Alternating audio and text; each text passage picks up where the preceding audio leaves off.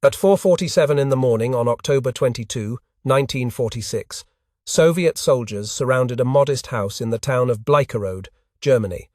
Inside, Helmut Gröttrup woke to the sound of boots on his doorstep and fists pounding on wood. Gröttrup was 30 years old, a physicist by training, and one of the most brilliant rocket engineers alive. 18 months earlier, he had helped build the most terrifying weapon the world had ever seen. Now that weapon's secrets were about to change hands again, and the world would never be the same. The soldier at Gröttrup's door handed him a document in Russian. An interpreter explained. Gröttrup and his family had 2 hours to pack their belongings. They were being relocated to the Soviet Union. Duration of stay was listed as 5 years. The real answer was that nobody knew. Gröttrup looked at his wife Irmgard and their 2 young children. He had no choice. None of them did. Within hours, they would be loaded onto one of 92 freight trains carrying over 6,000 German scientists, engineers, and their families eastward into Soviet territory. This operation had a name. The Soviets called it Operation Osoaviakhim. The Western Allies would not learn about it for months. The timing was deliberate. 2 days earlier, elections had been held in the Soviet occupation zone of Germany. While attention was focused on politics, Soviet agents were executing one of the largest forced relocations of technical expertise in history. Telephone lines throughout the occupation zone had been cut. Public transportation was suspended. The operation had been planned for months in secret, right down to obtaining keys to the scientists' homes, so agents would not need to break down doors. Gröttrup's wife Irmgard would later recall that the soldiers were polite but firm. They offered assistance with packing. They promised comfortable accommodations in the Soviet Union. They did not mention that some of the specialists would not return for nearly a decade. They did not mention that the knowledge being extracted from these men would reshape the balance of power between East and West. But to understand what happened that October morning, and why it mattered, we need to go back 3.5 years, to a remote island on the Baltic coast, and to a rocket that changed the nature of war itself. On October 3, 1942, a group of German engineers stood on a concrete pad at Peenemünde Army Research Center, watching a sleek black and white rocket rise into the morning sky. The rocket was designated A4, Aggregate 4. It stood 14 meters tall, about 46 feet, and weighed nearly 13 metric tons fully fueled. Its engine burned a mixture of ethanol and liquid oxygen, generating 25 metric tons of thrust. Nobody had ever built anything like it. The engine alone was a marvel of engineering. A turbopump driven by hydrogen peroxide and sodium permanganate forced 18,000 liters of propellant into the combustion chamber every minute. The exhaust gases screamed out of the nozzle at over 2,000 meters per second. The rocket could accelerate to nearly 5,000 kilometers per hour, fast enough to travel from Paris to London in less than 5 minutes. For the men watching, this was the culmination of a decade of work. 3 previous test flights had failed. The first prototype had exploded during static testing in March 1942, badly damaging the test stand. The second, launched in June, crashed into the Baltic Sea when its guidance system malfunctioned just seconds after liftoff. The third, in August, broke apart in flight due to structural failure. Parts of the rocket rained down on the forest surrounding the test site. This fourth attempt was their last chance. If it failed, the entire program might be cancelled. Hitler himself had been skeptical about the project, dismissing the rocket as merely an artillery shell with a longer range and much higher cost. The rocket climbed. 10 seconds, 20, 30. The men held their breath. At 65 seconds, the engine cut off exactly as programmed. The rocket continued upward on a ballistic arc, reaching an altitude of 84 kilometers, nearly the edge of space. It had crossed the boundary where the atmosphere becomes too thin to matter.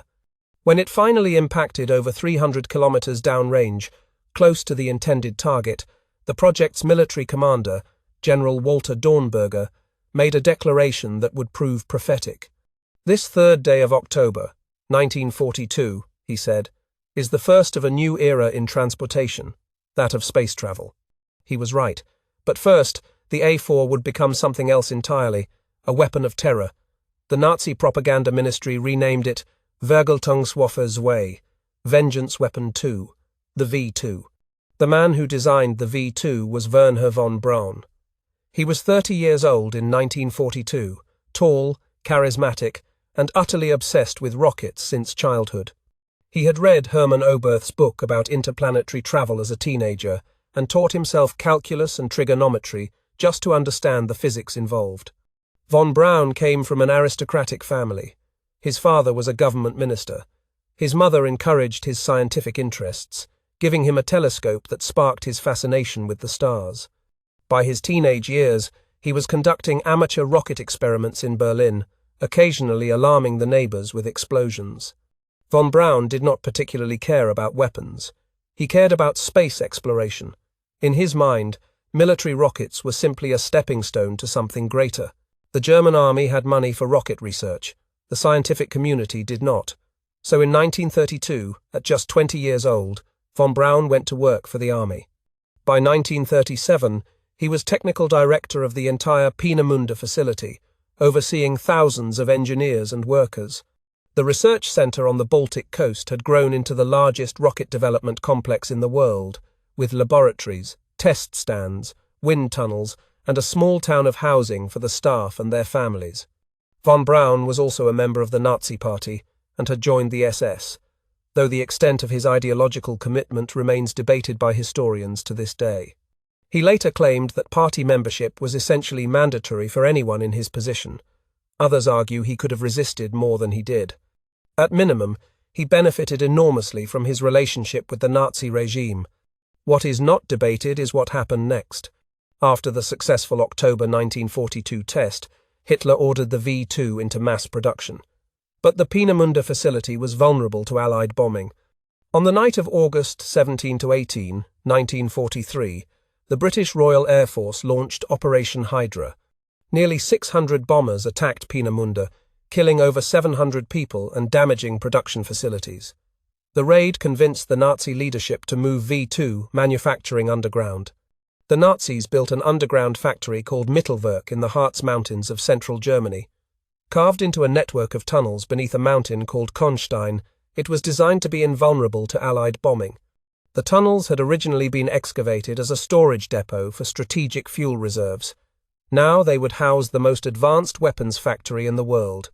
The tunnels formed a rough ladder pattern. Two main tunnels, each nearly 2 kilometers long, ran parallel through the mountain.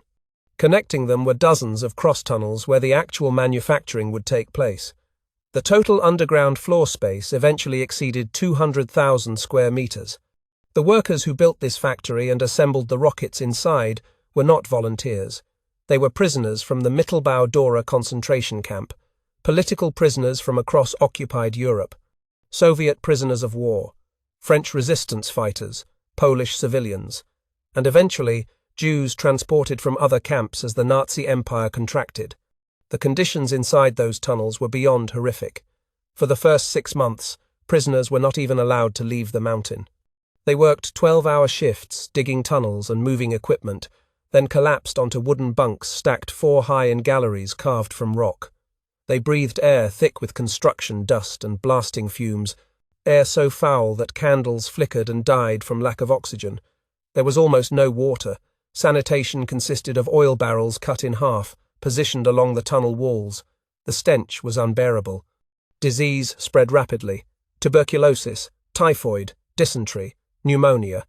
Between October 1943 and March 1944, nearly 3,000 prisoners died inside those tunnels.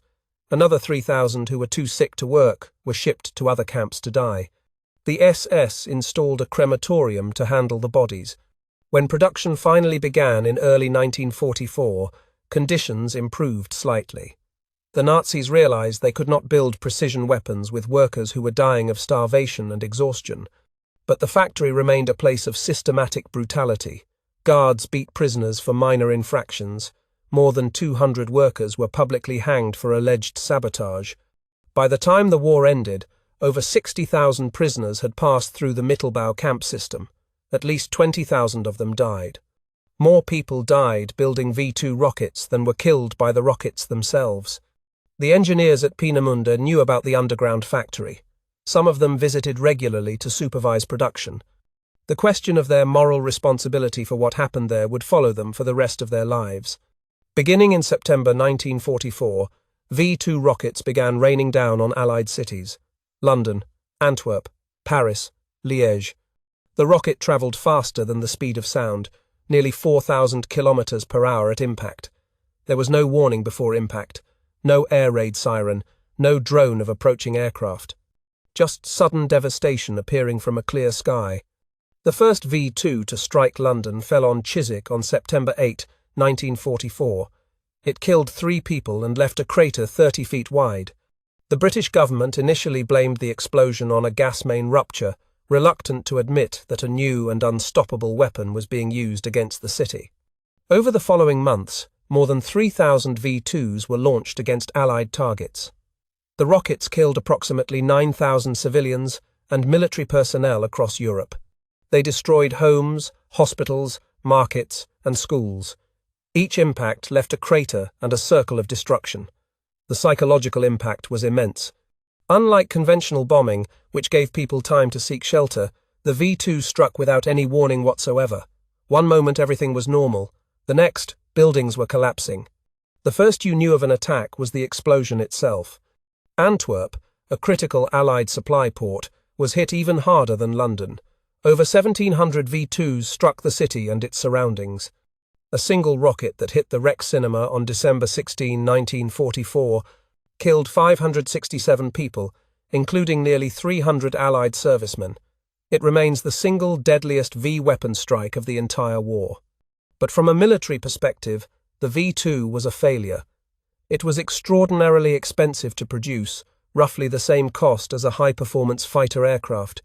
It was wildly inaccurate, capable of hitting only a general area rather than specific targets. The guidance system could not compensate for wind or manufacturing variations. Many rockets fell short or went wide by miles.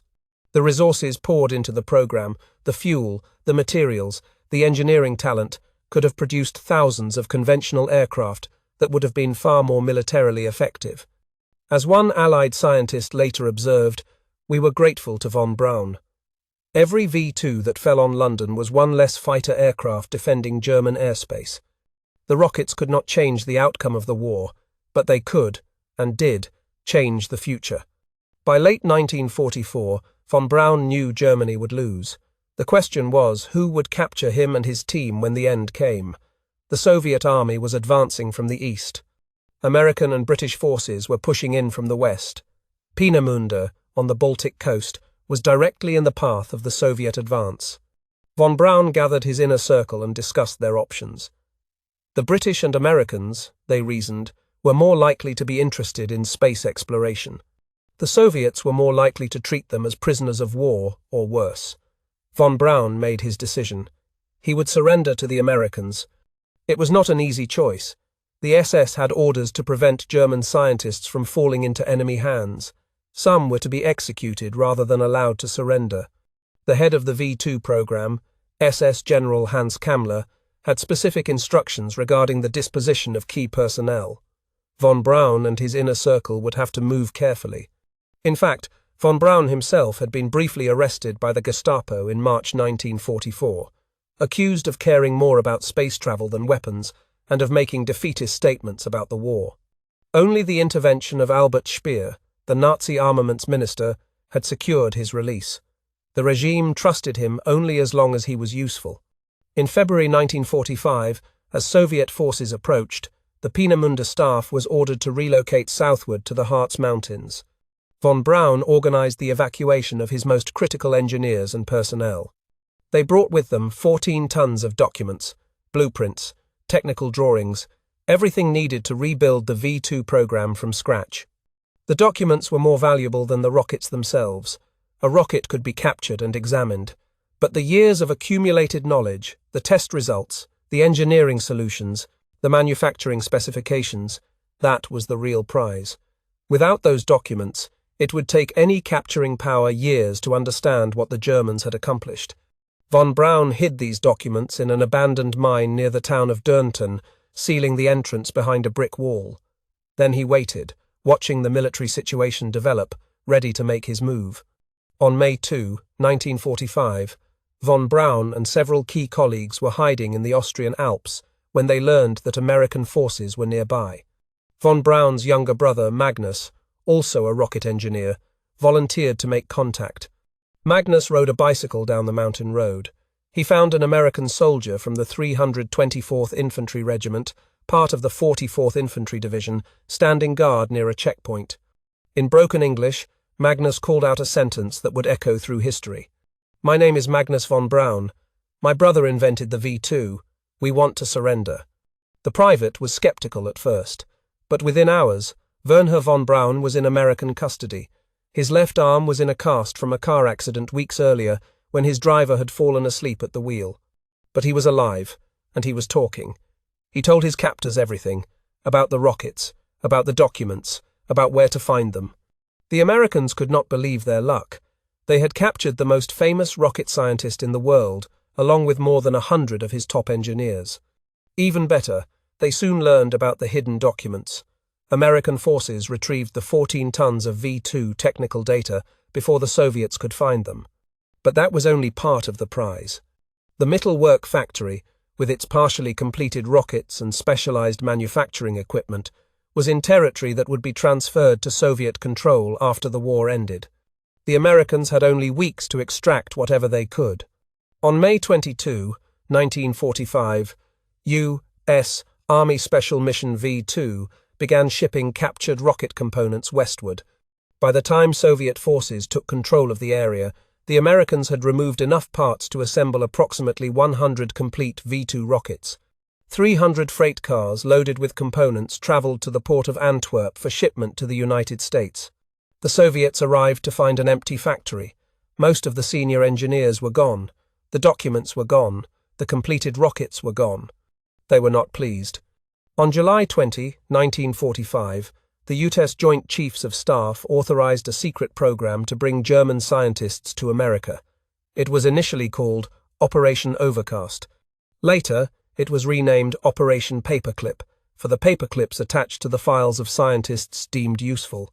The program's stated purpose was to exploit German expertise for the ongoing war against Japan, but Japan surrendered in August, and the program continued anyway. The real purpose was to gain a technological advantage in the emerging Cold War with the Soviet Union. In September 1945, the first 7 German rocket scientists arrived in the United States. Wernher von Braun was among them. They were initially housed at Fort Bliss, Texas, near the White Sands Proving Ground in New Mexico. Over the following years, more than 1,600 German scientists, engineers, and technicians would come to America through Operation Paperclip and related programs. Many had been members of the Nazi Party. Some had been in the SS. Their wartime records were quietly minimized or ignored. The national security imperative, it was decided, outweighed other considerations. The captured V-2 rockets were shipped to White Sands for testing. The journey itself was remarkable. More than 300 freight cars crossed the Atlantic, carrying enough components to assemble roughly 100 complete missiles. None arrived in flyable condition.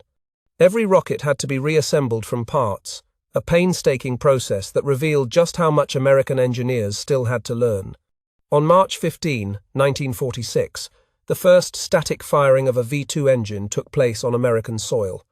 The rocket was mounted on a test stand, its engine roaring to life for the first time under the New Mexico sky. 1 month later, on April 16, the first launch was attempted. A stabilizing fin failed, and radio contact was lost within seconds. The rocket crashed just miles from the launch site after reaching only 5 kilometers altitude. But on May 10, 1946, a V-2 soared from the New Mexico desert to an altitude of 114 kilometers, 71 miles.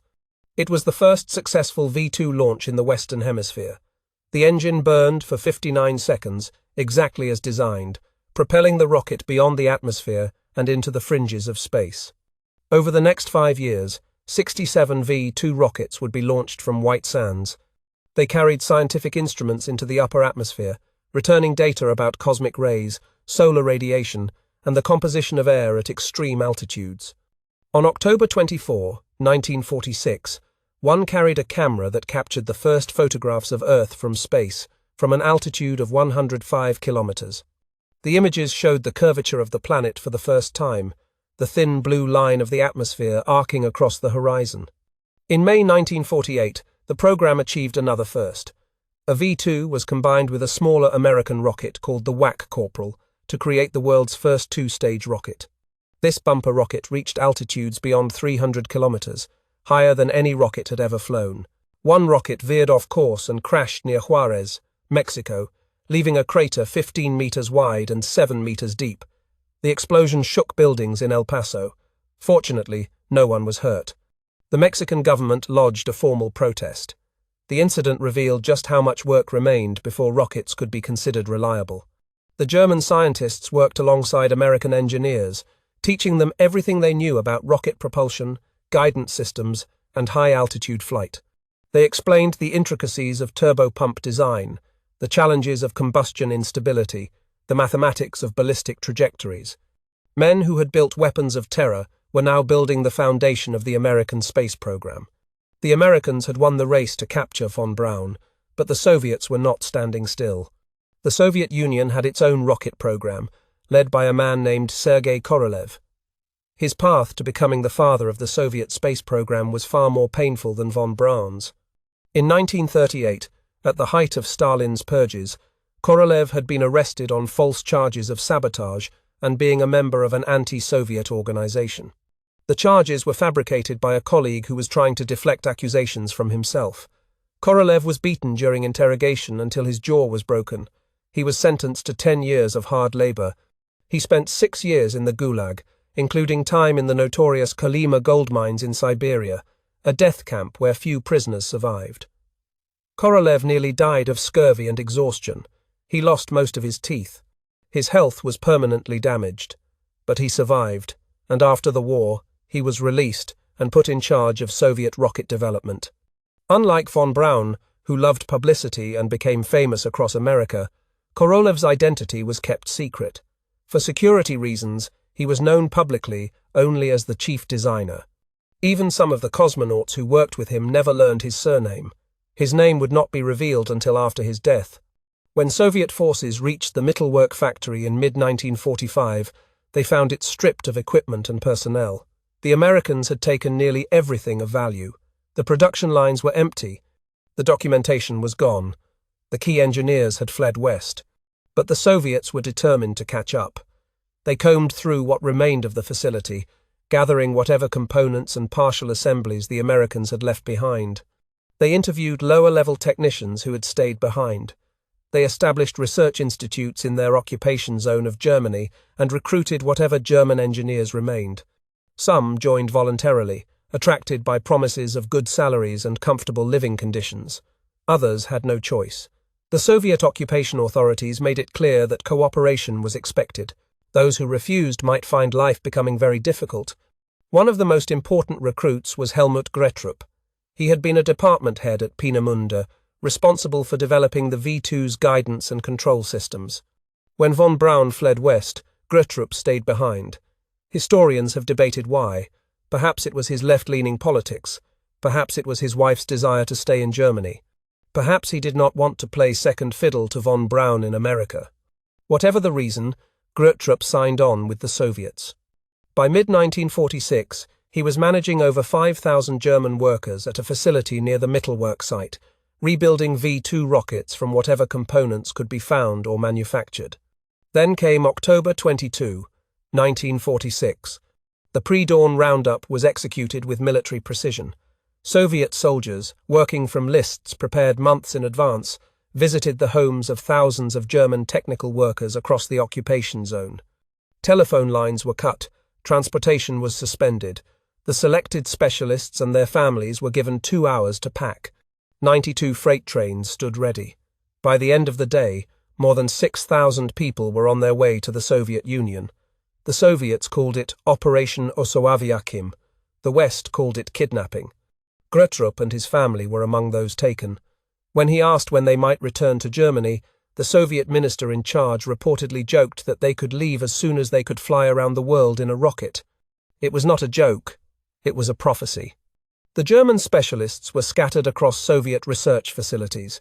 Gröttrup's group, about 170 rocket engineers, was sent to a secret facility called NII 88 near Moscow. Later, they were moved to a remote island in Lake Seliger, far from prying eyes. Their task was to help the Soviets understand and replicate V-2 technology. They assisted in assembling captured V-2 components for test launches. On October 18, 1947, the first V-2 rocket launched from Soviet soil rose from the new test facility at Kapustin Yar in the desert north of the Caspian Sea. 11 rockets were launched in that first series. Only 5 functioned correctly.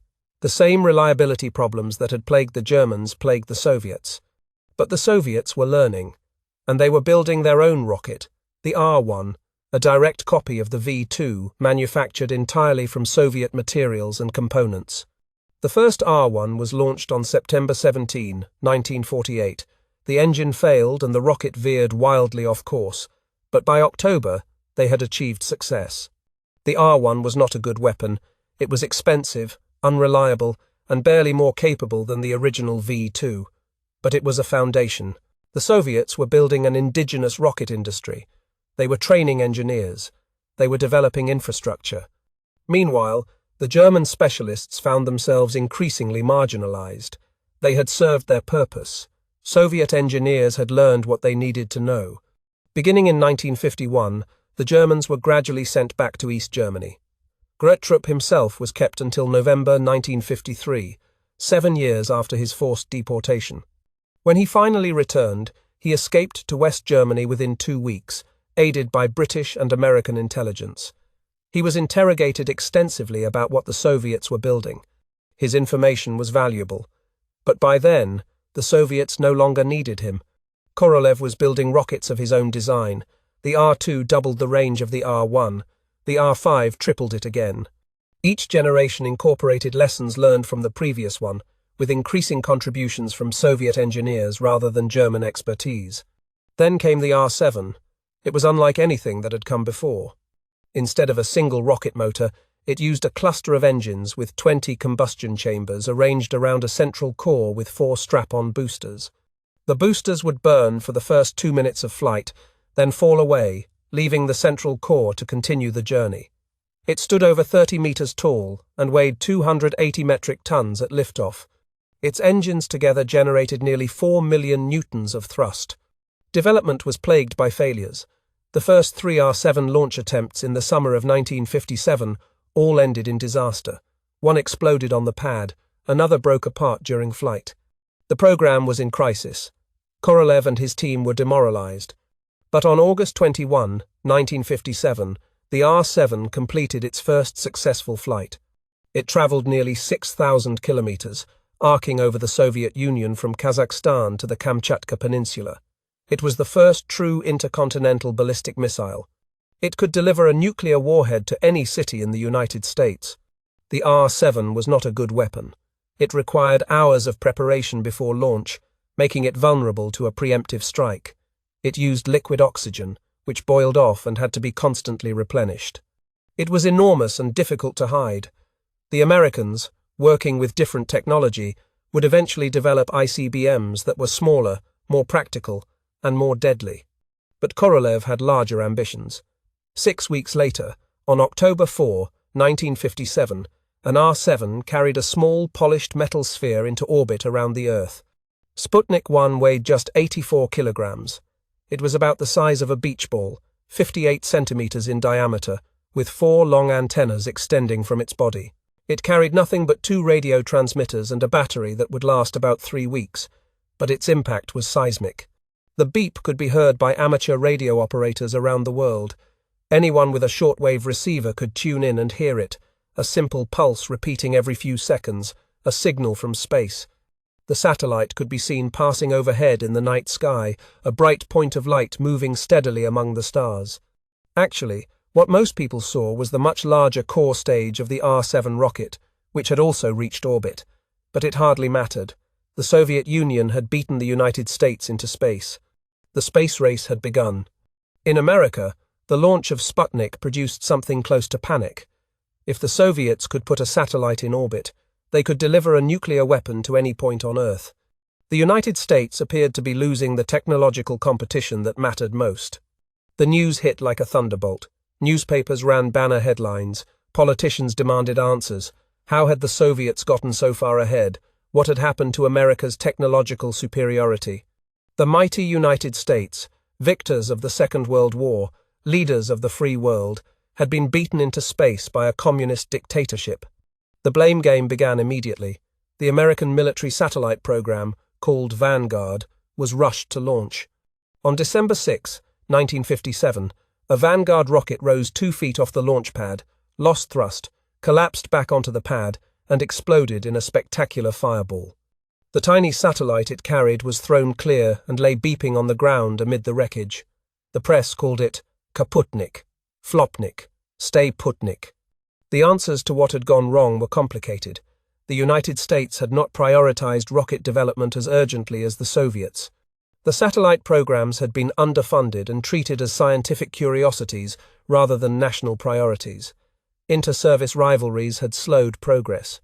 The Army, Navy, and newly independent Air Force had all developed their own competing rocket projects rather than coordinating efforts.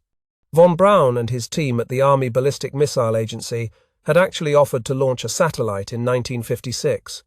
They had developed a rocket called Jupiter-C that was capable of reaching orbit. The offer was rejected. The Eisenhower administration wanted the first American satellite to be launched by a civilian program, not a military one, and certainly not by German scientists with Nazi pasts. After Sputnik, those concerns evaporated. On January 31, 1958, a Jupiter-C rocket built by von Braun's team launched Explorer 1, the first American satellite, into orbit. The space race was now truly underway. Within months, everything changed. Funding poured into missile and space programs. The National Aeronautics and Space Administration, NASA, was established in October 1958 to lead the civilian space effort.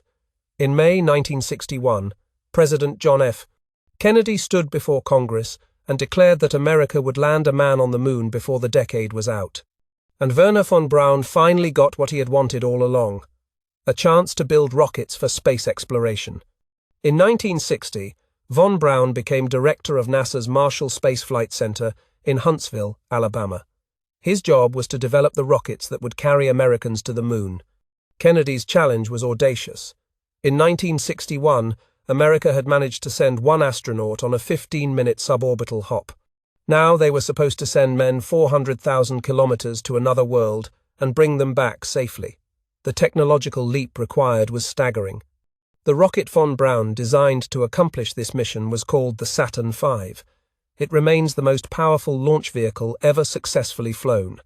Standing 363 feet tall, taller than the Statue of Liberty, and weighing nearly 2.8 million kilograms fully fueled, it generated 7.5 million pounds of thrust at liftoff, enough to shake buildings miles away, enough to be heard across counties, enough to rattle windows in towns 30 kilometers from the launch pad.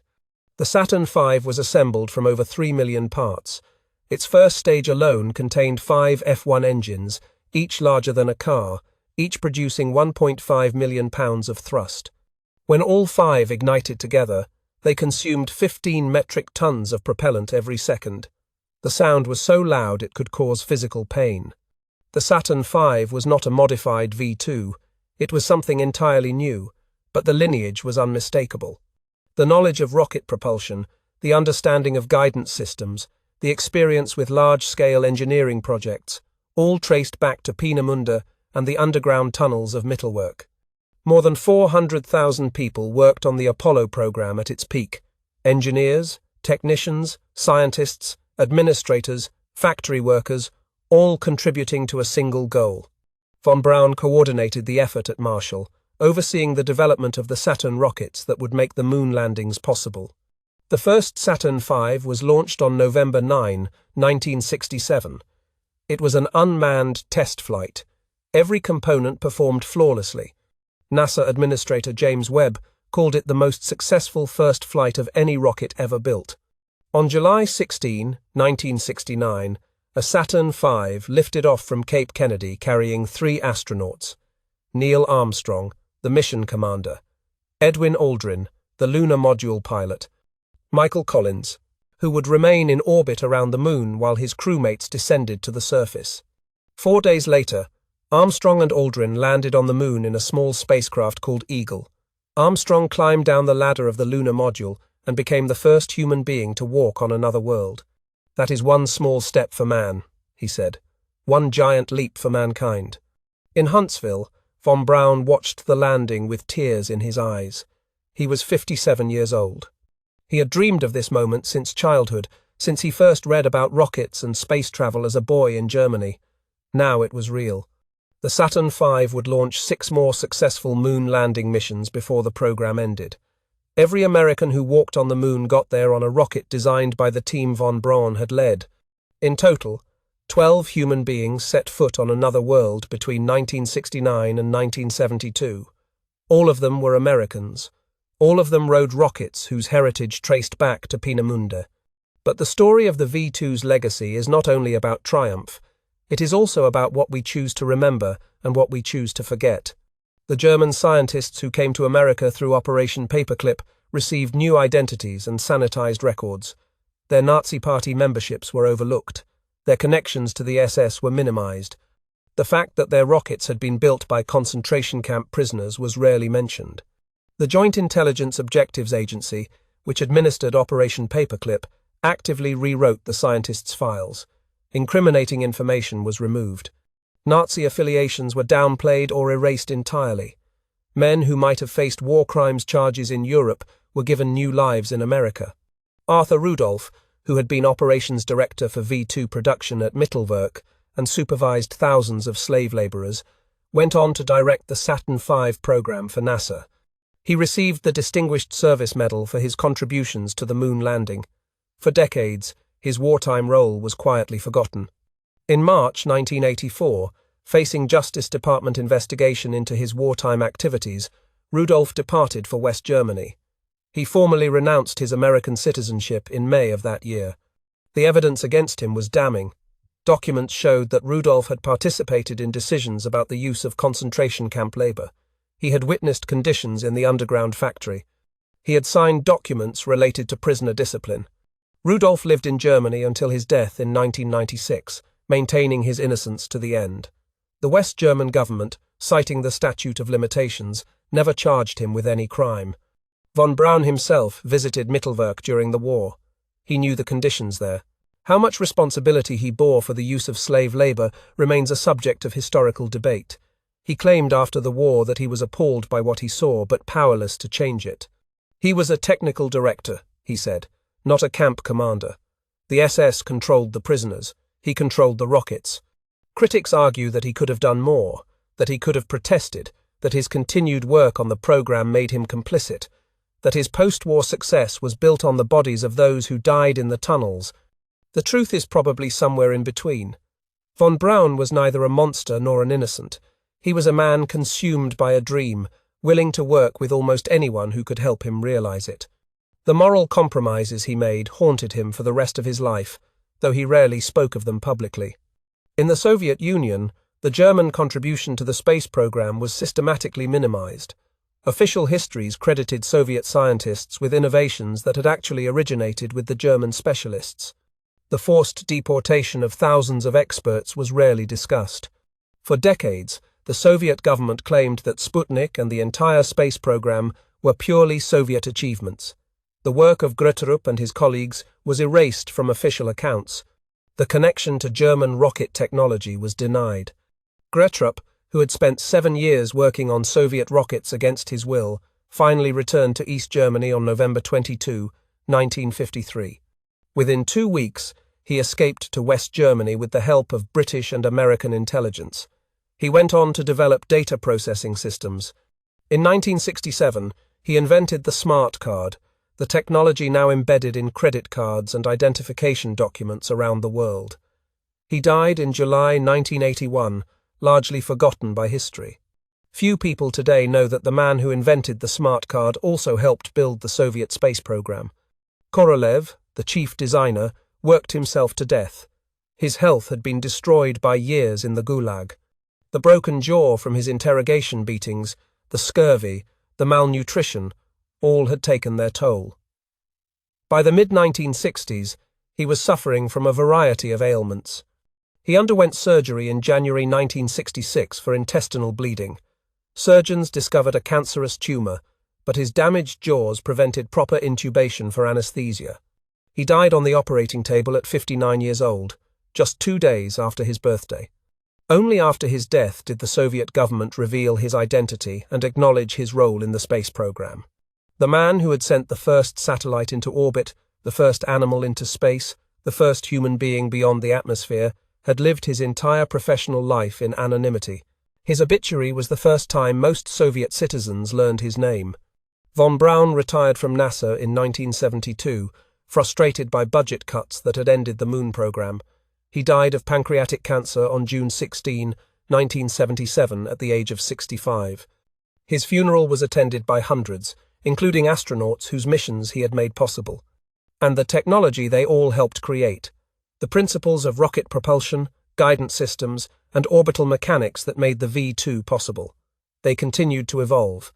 Every rocket that lifts a satellite into orbit today, every missile in every nuclear arsenal, every space probe exploring the outer planets, every astronaut and cosmonaut launched into space, all of them trace their heritage back to that morning in October 1942, when a black and white rocket rose from a concrete pad on the Baltic coast and changed the world forever. The R-7 that launched Sputnik evolved into the Soyuz rocket, which remains in use today. It has launched more missions than any other rocket in history. Russian cosmonauts and American astronauts still ride variations of Korolev's design to the International Space Station. The principles, pioneered by von Braun's team, influenced every major rocket program that followed. The Space Shuttle, the Delta rockets, the Atlas rockets, the European Ariane, all owe something to the knowledge accumulated at Peenemünde and refined in the decades that followed. Today, private companies like SpaceX are building rockets that would have seemed impossible in 1942. Elon Musk's engineers routinely land rocket boosters on drone ships in the ocean, reusing them for future missions. They are building spacecraft intended to carry humans to Mars. The dream that von Braun articulated in the 1950s of humanity becoming a spacefaring species is becoming reality. But none of it would have been possible without the V-2. The V-2 killed thousands of people. It was built by slave labor in conditions of deliberate cruelty. It was designed by men who worked for one of the most evil regimes in human history. Some of those men later became national heroes, others remained forever in the shadows. And it opened the door to space. That is the complicated legacy of the V-2 rocket. It reminds us that technology is neither good nor evil. It depends entirely on how it is used and who gets to decide. The same knowledge that created weapons of terror also carried humanity to the moon. The same engineers who worked for the Nazi regime also made possible the greatest peaceful achievement of the 20th century. History rarely offers us simple heroes or uncomplicated villains.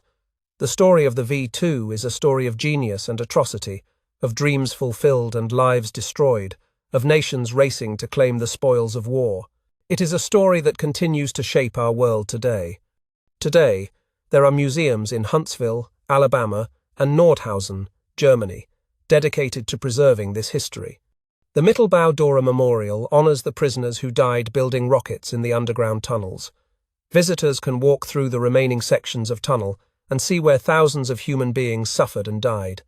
The names of the dead are recorded, as many as could be identified. The U.S. Space and Rocket Center in Huntsville displays a Saturn V, a direct descendant of the V-2, now serving as a monument to human achievement. Visitors marvel at its size, at the audacity of the engineers who built it, at what humanity accomplished when it set its mind to reaching for the stars. Both memorials tell true stories. Neither is complete without the other. To understand where we are going, we must remember where we came from. The path to space was paved with both brilliance and horror. If you found this history as compelling as we did, please take a moment to like this video. It helps us share more stories from the Second World War. Subscribe to stay connected with these histories. Each one matters. Each one deserves to be remembered. And we would love to hear from you. Leave a comment below telling us where you are watching from. Our community spans the globe. From veterans to history enthusiasts, you are part of something special here. Thank you for watching, and thank you for keeping these stories alive.